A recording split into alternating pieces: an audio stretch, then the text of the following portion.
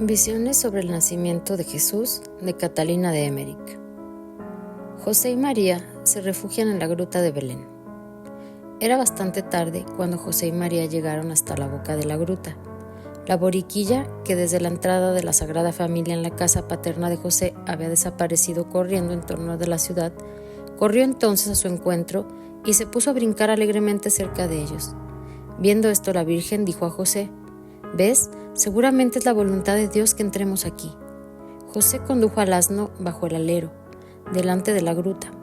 Preparó un asiento para María, la cual se sentó mientras él hacía un poco de luz y penetraba en la gruta. La entrada estaba un tanto obstruida por atados de paja y esteras apoyadas contra las paredes. También dentro de la gruta había diversos objetos que dificultaban el paso. José la despejó, preparando un sitio cómodo para María por el lado del oriente. Colgó de la pared una lámpara encendida e hizo entrar a María, la cual se acostó sobre el lecho que José le había preparado con colchas y envoltorios. José le pidió humildemente perdón por no haber podido encontrar algo mejor que este refugio tan impropio, pero María en su interior se sentía feliz, llena de santa alegría.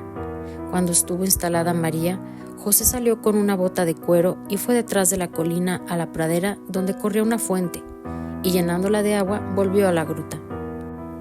Más tarde fue a la ciudad, donde consiguió pequeños recipientes y un poco de carbón. Como se aproximaba la fiesta del sábado y eran numerosos los forasteros que habían entrado en la ciudad, se instalaron mesas en las esquinas de algunas calles con los alimentos más indispensables para la venta. Creo que había personas que no eran judías.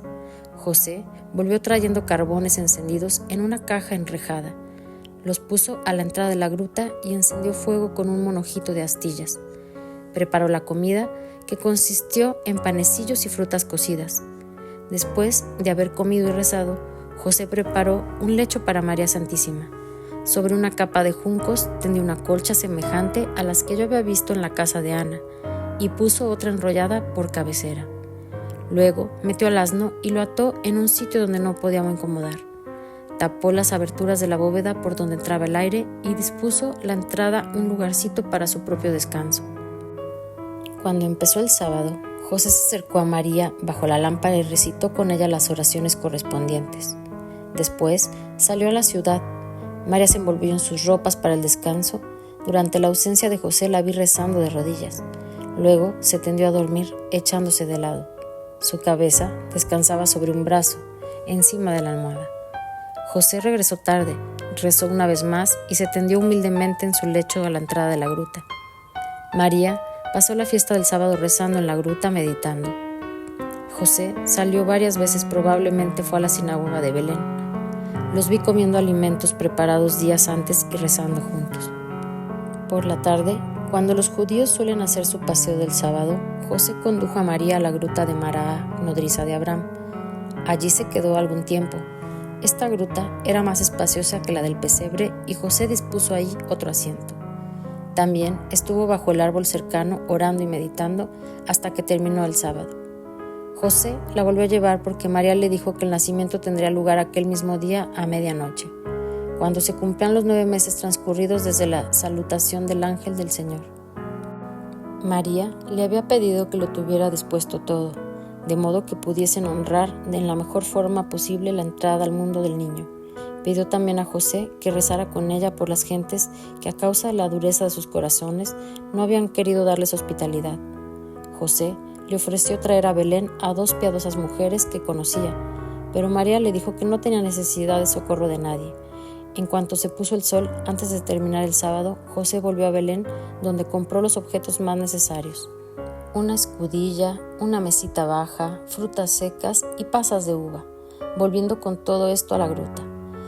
Hizo José una separación entre el lugar para dormir y el resto de la gruta, ayudándose de unas pértigas de las cuales suspendió algunas esteras que se encontraban allí. Dio de comer al asno que estaba a la izquierda de la entrada, atado a la pared. Llenó el comedero del pesebre de cañas y de pasto y musgo. Por encima tendió una colcha. Cuando la Virgen le indicó que se acercaba la hora, instándole a ponerse en oración, José colgó del techo varias lámparas encendidas y salió de la gruta, porque había escuchado un ruido a la entrada. encontró a la pollina que hasta entonces había estado vagando en libertad por la calle de los pastores y volvía ahora, saltando y brincando, llena de alegría, alrededor de José. Este la ató bajo el alero delante de la gruta y le dio su follaje. Cuando volvió a la gruta vio, antes de entrar en ella, a la Virgen rezando de rodillas sobre su lecho, vuelta de espaldas y mirando hacia el oriente. Le pareció que toda la gruta estaba en llamas y que María estaba rodeada de luz sobrenatural. José miró todo esto como Moisés la zarza ardiendo. Luego, lleno de santo temor, entró en su celda y se posternó hasta el suelo en oración. El nacimiento de Jesús. He visto que la luz que envolvía a la Virgen se hacía cada vez más deslumbrante, de modo que la luz de las lámparas encendidas por José no eran ya visibles. María, con su amplio vestido de ceñido, estaba arrodillada en su lecho, con la cara vuelta hacia el oriente. Llegada la medianoche, la vi arrebatada en éxtasis, suspendida en el aire, a cierta altura de la tierra. Tenía las manos cruzadas sobre el pecho. El resplandor en torno a ella crecía por momentos. Toda la naturaleza parecía sentir una emoción de júbilo, hasta los seres inanimados. La roca de que estaban formados el suelo y el atrio parecía palpitar bajo la luz intensa que los envolvía. Luego, ya no vi más la bóveda. Una estela luminosa que aumentaba sin cesar en claridad iba desde María hasta lo más alto de los cielos. Allá arriba había un movimiento maravilloso de glorias celestiales que se acercaban a la tierra y aparecieron con toda claridad 6 coros de ángeles celestiales.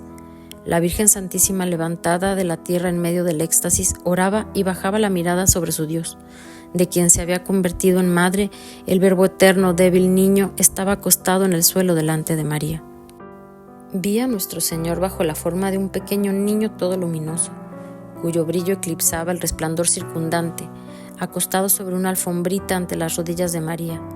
Me pareció muy pequeñito y que iba creciendo ante mi mirada, pero todo esto era la irradiación de una luz tan potente y deslumbradora que no puedo explicar cómo pude mirarla. La Virgen permaneció algún tiempo en éxtasis. Luego cubrió al niño con un paño, sin tocarlo y sin tomarlo aún en sus brazos. Poco tiempo después vi al niño que se movía y lo oí llorar. En ese momento fue cuando María pareció volver en sí misma y tomando al niño lo envolvió en el paño con que lo había cubierto y lo tuvo en sus brazos, estrechándolo contra su pecho. Se sentó, ocultándose toda ella con el niño bajo su amplio velo, y creo que le dio pecho. Vi entonces, en torno a los ángeles en forma humana, hincándose delante del niño recién nacido para adorarlo. Cuando habría transcurrido 1 hora desde el nacimiento del niño Jesús, María llamó a José, que estaba aún orando con el rostro pegado a la tierra. Se acercó, posternándose lleno de júbilo, de humildad y de fervor. Solo cuando María le pidió que apretara contra su corazón el don sagrado del Altísimo, se levantó José. Recibió al niño entre sus brazos y, derramando lágrimas de pura alegría, dio gracias a Dios por el don recibido del cielo. María fajó al niño. Tenía solo 4 pañales. Más tarde vi a María y a José sentados en el suelo, uno junto al otro. No hablaban, parecían absortos en muda contemplación. Ante María, fajado como un niño común, estaba recostado Jesús recién nacido, bello y brillante como un relámpago. He visto que pusieron al niño en el pesebre, arreglado por José con pajas, lindas plantas y una colcha encima. El pesebre estaba sobre la gamela cavada en la roca, a la derecha de la entrada de la gruta que se ensanchaba allí hacia el mediodía. Cuando hubieron colocado al niño en el pesebre, permanecieron los 2 a ambos lados derramando lágrimas de alegría y entonando cánticos de alabanza. José llevó el asiento y el lecho de reposo de María junto al pesebre. Yo veía a la Virgen antes y después del nacimiento de Jesús, arropada en un vestido blanco que la envolvía por entero. Pude verla ahí durante los primeros días sentada, arrodillada de pie, recostada o durmiendo, pero nunca la vi enferma ni fatigada.